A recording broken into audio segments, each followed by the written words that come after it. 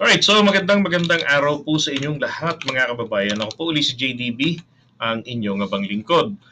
Ayan, sabi po dito, contingent fund shall not be used to provide CIF or yung Confidential Intelligence Fund to civilian agencies. Maliban na lang, sabi. Maliban na lang. Pero alam niyo ho, yung 125 million pesos niya nanggaling po yan kasi sa contingent fund nitong budget na 2022. Kasi doon po sa line item ng GAA wala pong presyong nakalagay sa confidential fund, 'di ba? Ni Leni Robredo, zero. So ang nangyari, nag-release ang Malacanang base sa request ni BP Sara. Actually, hiningi nila higit pa sa 125 but they were granted for 125 million only na naubos in 11 days. Ngayon, ang sabi rito, the 13 billion contingent fund shall not be used to provide, ito po yung mga pagbabago, shall not be used to provide confidential and intelligence funds to civilian agencies without security mandates unless the President certifies extreme necessity. Base yan sa 2024 GAA. Sabi, this marks a change from 2022 when 125 million confidential funds were released to Vice President Sara Duterte's office, chargeable to the 2022 contingent fund. Okay. Now, ano po yung nakikita nating pag-asa rito na makakuha sila ng confidential fund na naman?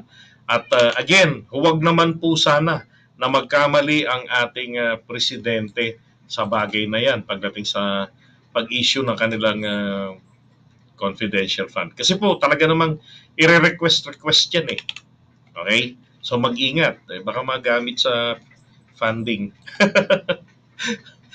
So, ito po yung dahilan, no? So, ito man pong mga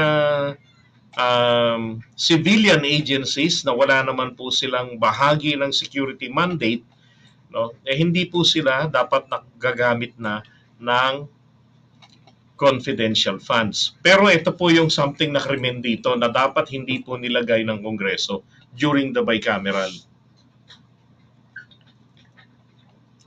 Ito, extreme necessity. Bakit kanyo hindi dapat yan ang nilagay nila? Diba? Alam niyo kasi, yung extreme necessity na yan, ano to this is a sugar-coated, okay, na pagbibigay ng pa rin ng pabor. Itong extreme necessity na to, that defeats the purpose, di ba? Na etong 13 billion contingent fund ay hindi raw maaaring gamitin na para po sa confidential at intelligence funds sa mga civilian agencies. Diba? So may pag-asa pa. Kaya ba sinasabi na magbati na, mag-usap na sila ni PBBM, Attorney Harry Roque, tungkol ba yun dito?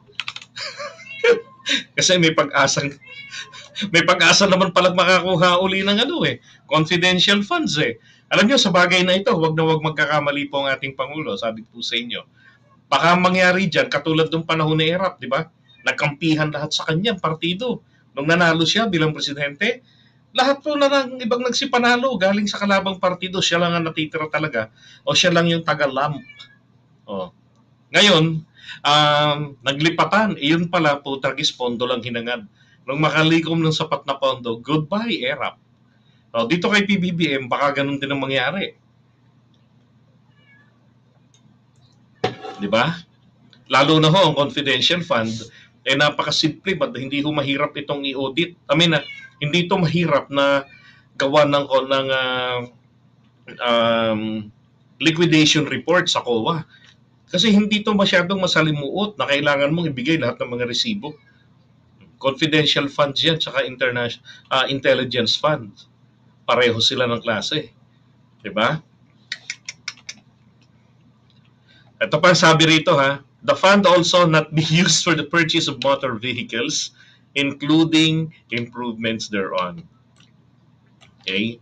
So, hindi po pwede. Nako, edi. Kasi ano ho rito, nakakatakot na parte lamang.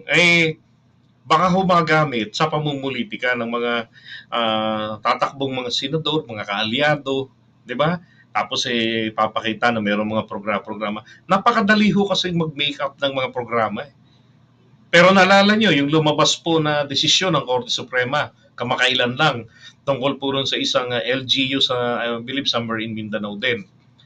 No, yung mga wala talagang direktang kinalaman sa peace and order, yung mga promotion lang ng human rights, 'di ba? Yung mga symposium seminars, wala hong kinalaman ito sa mga sa national security, sa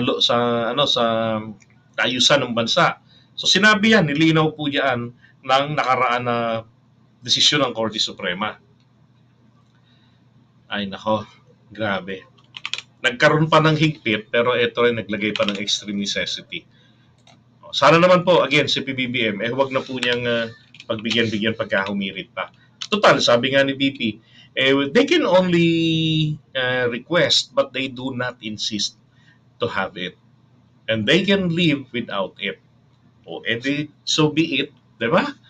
O, hayaan natin na mapatunayan talaga na they can live without it. Kesa naman sa muli po na namang mapapahamak ang presidente. Di ba't dinala sa Supreme Court yung usapin tungkol dun sa 125 million? Pinadideclare as unconstitutional.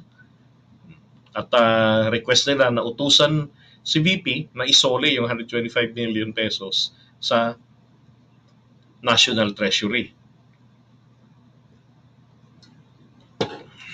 Ay, nako. Okay, so let's move doon sa last natin po na topic. Galing ng mga kaalyado no, sa bicameral.